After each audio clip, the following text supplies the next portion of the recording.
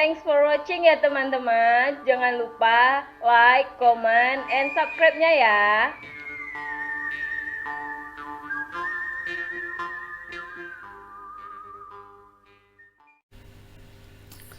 Bismillahirrahmanirrahim. Assalamualaikum warahmatullahi wabarakatuh. Para pelajar sosiologi dimanapun kalian berada, saya ingin melanjutkan kuliah kita yang belum selesai tentang paradigma sosiologi. Materi ini sebetulnya harusnya di awal-awal kuliah ya, saya berikan ya, tapi tidak ada salahnya kalau saya berikan di pertengahan ya, karena ini materi penting. Tolong kalian pahami, kalian putar-putar ulang ya, supaya kalian tidak sesat jalan. Karena terus terang ya, masih banyak para pelajar sosiologi, bahkan para dosen pun mungkin masih banyak yang keliru dalam memahami paradigma sosiologi ini ya.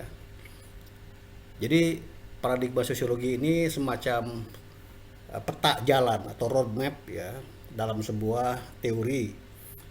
Kemudian konsekuensinya teori ini terhadap metodologi ya, terhadap metode penelitian yang akan dilakukan oleh para pelajar atau oleh siapapun yang akan mengkaji masalah-masalah sosial dalam perspektif sosiologi. Jadi research itu paling tidak memilah-milahkan ya tentang taksonomi, teori-teori yang sudah dibuat ya oleh para ahli baik dahulu maupun sampai hari ini ya. Research membedakan dalam 3 paradigma. Paradigma itu adalah semacam sudut pandang ya.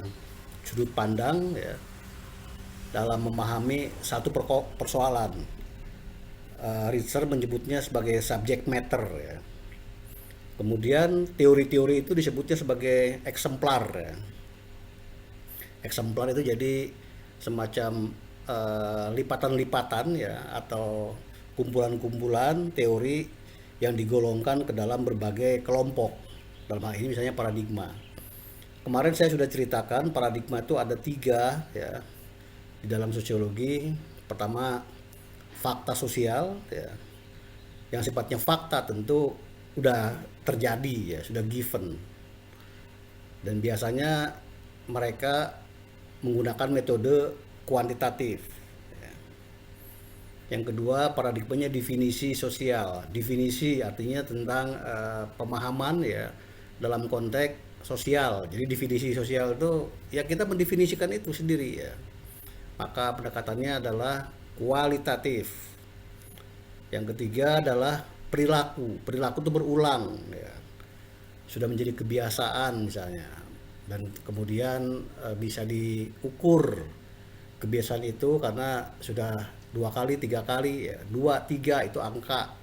Berarti juga kuantitatif. Jadi paradigma ini kalian harus pahami ya dalam pemikiran sosiologi. Tidak sekarang, mungkin suatu ketika kalau kalian jadi membuat skripsi ya, atau apapun lah, tesis atau apapun nanti ke depan di belakang hari, mahasiswa masih banyak bingung, seringkali bertanya, Pak teorinya teori apa Pak ya, katanya. Kalau ini bisa nggak kuantitatif, kalau ini bisa nggak kualitatif. Oleh karena itu kalian harus tahu obornya ya. Kalau kalian sudah punya pegangan, punya obor ya, paling tidak kalian bisa berjalan di kegelapan ya, tidak tersasar. Kalaupun agak bingung bisa ditanyakan ya ke beberapa dosen kalian pembimbing gitu.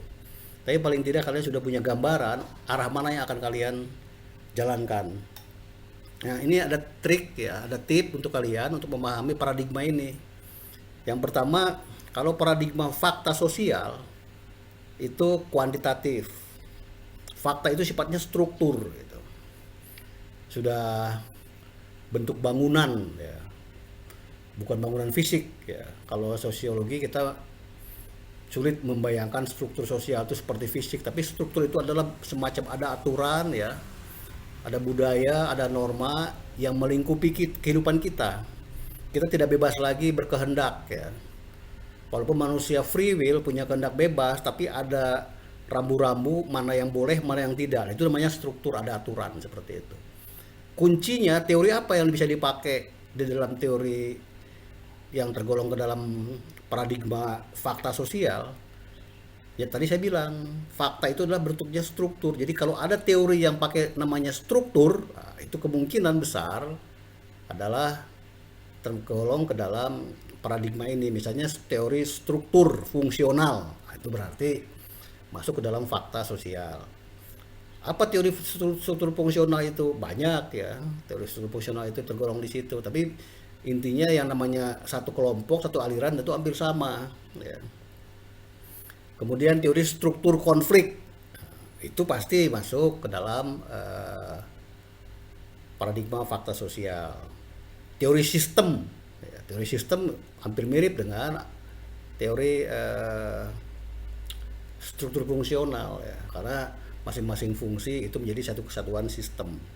Ini contoh-contoh teori-teori dari fakta sosial, paradigma fakta sosial. Jadi kalau kalian menggunakan teori fungsional, ya otomatis masuknya ke paradigma ini, dan harusnya metodenya adalah kuantitatif.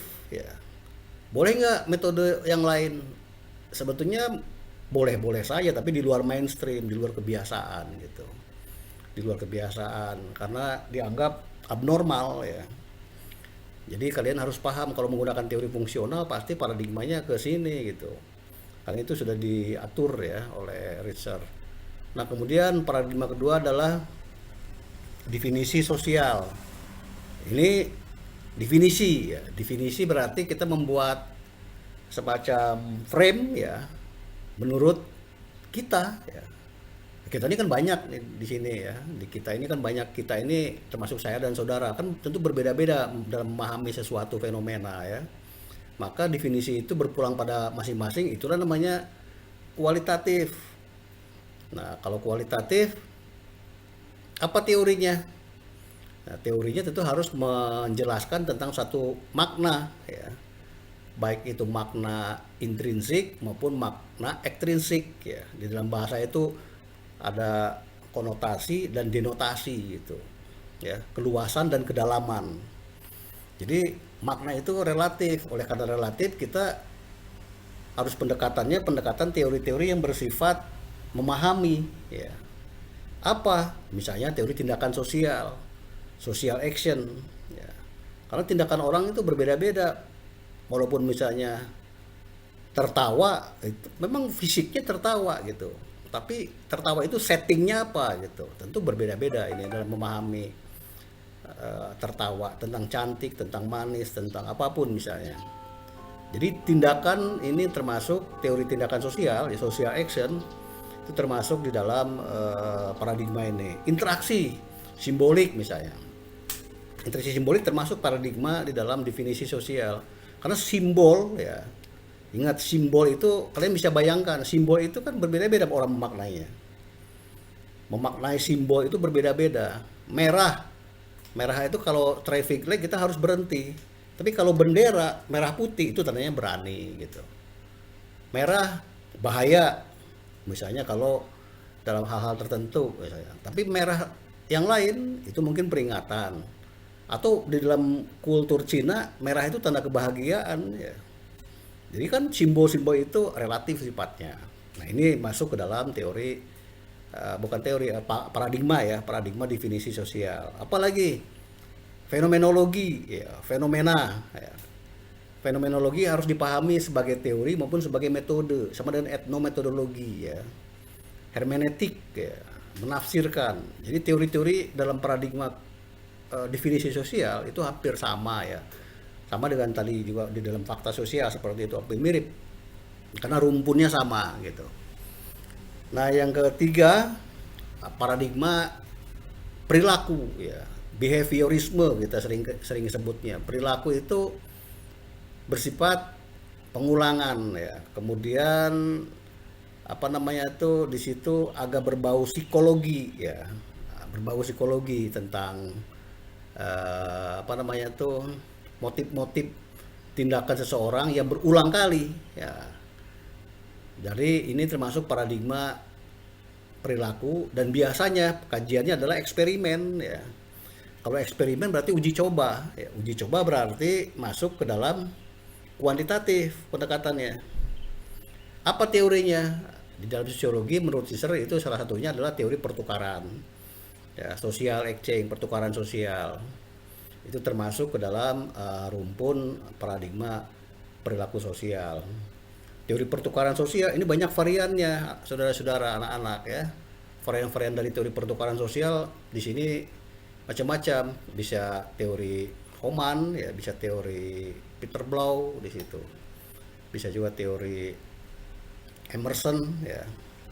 Ini bisa dilihat. Ada juga Coleman, ya. Coleman tentang rasional choice, pilihan rasional. Pilihan rasional ini abu-abu, ya. Bisa masuk ke kuantitatif, ya, bisa juga masuk ke kualitatif. Tergantung kita mau menggunakan yang mana stressingnya. Sekarang ada pendekatan baru yang disebut dengan mix method, ya, atau mixing method, ya. Memadukan ada dua metode dalam sebuah kajian penelitian, ya. Karena dianggap selama ini positivisme atau post positivisme, ya. Positivisme itu adalah kuantitatif, post positivisme itu adalah kualitatif, ya. Dianggap kurang mewakili, ya. Karena dunia sosial ini demikian kompleks, tidak bisa pendekatannya satu, maka digunakanlah dua metode untuk lebih komprehensif.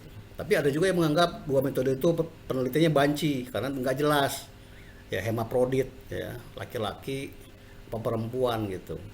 Ada juga yang mengkritik seperti itu, tapi itu kan tergantung selera. Tapi paling tidak kalian harus memahami peta jalan ini, ya, dalam memahami satu fenomena.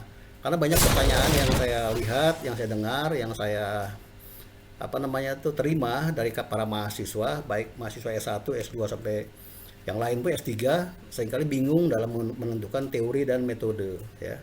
Mudah-mudahan kuliah yang singkat ini bisa menambah pemahaman kalian dalam memahami dinamika kuliah kita. Baik, tetap semangat. Terima kasih. Assalamualaikum warahmatullahi wabarakatuh.